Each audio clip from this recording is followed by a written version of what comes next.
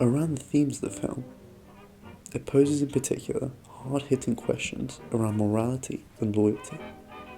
It is deeply concerned with the ambiguity of moral choices in espionage, especially as espionage choices and personal choices become more and more intertwined. Leamis is constantly faced with decisions that force him to compromise his values, from leaving Nan Perry to going through with the death of Fiedler.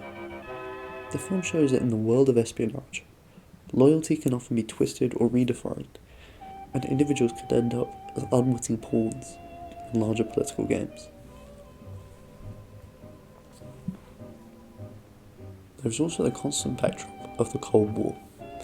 Set against this, the film portrays the ideological and psychological battles between East and West, and the people who work for these often cruel entities. Espionage as seen in the film is less about heroism and more about manipulation, deceit, and sacrifice. Clearly a departure from the James Bond fever of the 60s that this film was released in the context of. The film critiques the dehumanizing nature of the Cold War, where the personal costs of intelligence work are often hidden behind and beneath political agendas. In a film about intelligence, betrayal and deception are inevitably important themes. At the heart of the story is betrayal in particular, a key part of intelligence work for all of history. Leamis' mission is built on lies even unknown to him, and throughout the film, characters are betrayed, manipulated, and used by their own agencies and their enemies. The personal toll of living a life of deception is explored through Leamis' inner turmoil. In that vein, the film also explores the themes of identity and disillusionment. Leamis' journey is one of self-discovery, and often self-destruction. He becomes increasingly unsure of who he is, what he believes in, and whether any of his past actions or sacrifices have been worth it, culminating his decision at the end to stay with Nan Perry, in a moment that seems to me the ultimate decision of choosing the personal over the professional. The film explores how living in a world of deception erodes the sense of personal identity.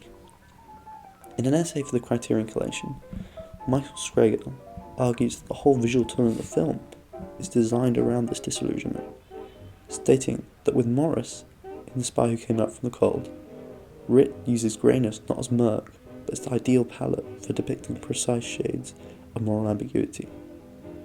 What Michael Scrager was saying here is that the greyness, the tone, and the feel of the film is all designed around this emotion that's central to Le Carré's fundamental story. This is a murky world, it's a grey world, and it's not clear. The film ends with a bleak and ironic twist, underscoring its themes of existential despair and the dehumanizing nature of espionage.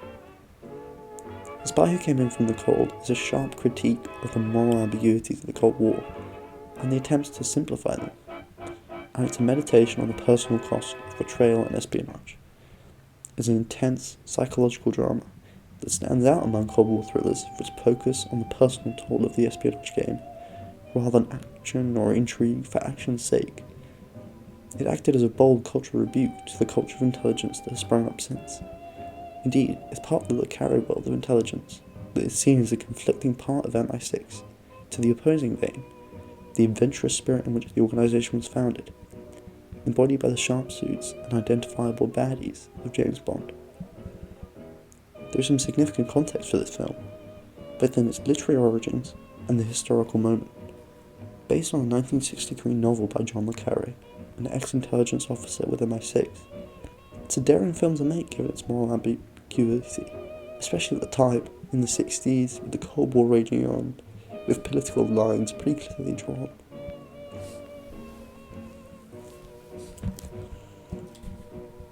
There is some significant context for this film, both in its literary origins and the historical moment. Based on the 1963 novel by John Le Carré, an ex-intelligence officer with MI6, it was a daring film to make given its morally ambiguous story, but paid off with the cultural significance it has taken on.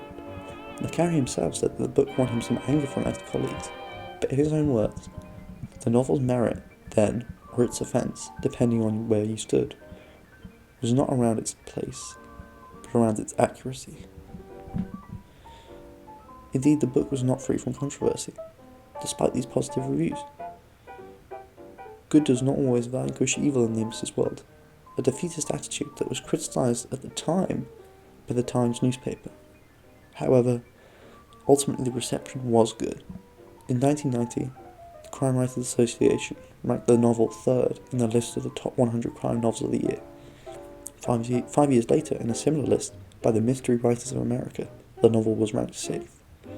Time magazine included it in its top 100 novels list, stating that the novel was a sad, sympathetic portrait of a man who has lived by lies and subterfuge for so long he's forgotten how to tell the truth.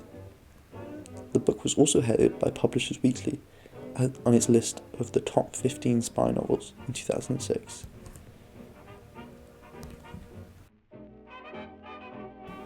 Outside of that cultural context, there's also a historical context that's very important.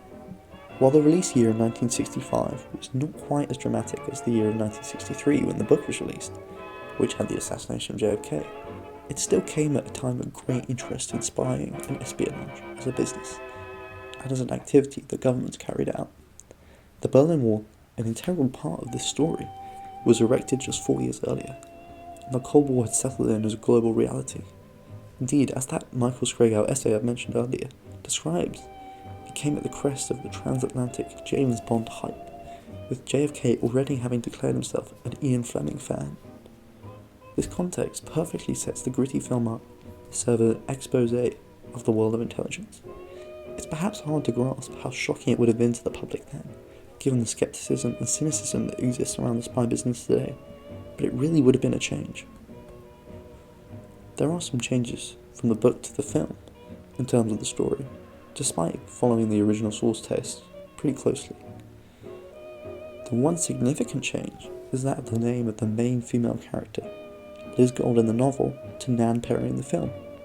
Funnily enough, this was reportedly because the producers of the film were worried about the potential confusion, given that Richard Burton, Lemus's actor, had a wife named Elizabeth Taylor in reality. For some other fun facts, the Carrie supposedly favoured Trevor Howard for the role of Lemus, but he was rejected for not being enough of a box office draw. There was also some real tension on set, with the presence of Richard Burton's wife, Elizabeth Taylor, raising obvious issues given the romantic history between Burton and his co-star of sorts, Claire Bloom, who played Nan Perry in the film. Even the writing of the film had influence from real operators, with the script written by Paul Dern, who worked in the Special Operations Executive as an assassin in the Second World War. The film's commercial and critical reception was also excellent at the time. It took in over $7.6 million at the box office, and went down well with many critics, despite its controversy for its moral ambiguity. Bodley Crowther of the New York Times wrote that after all the spy and mystery movies of a romantic and implausible nature that we've seen, it's great to see one as realistic and believable too as The Spy Who Came In From the Cold. Many critics echoed this, that accuracy was what made the film special. Variety also called the film an excellent contemporary espionage drama of the Cold War, which achieves solid impact via emphasis on human values, total absence of mechanical spy gimmickry, and perfectly controlled underplaying. Perhaps my favourite critical review of the film is that of Philip K. Schur of the Los Angeles Times, who wrote that it is not an easy, certainly not a pleasant picture to sit through, too impersonal, too objective to move us to weep, so that its ending can only leave us tremendously depressed.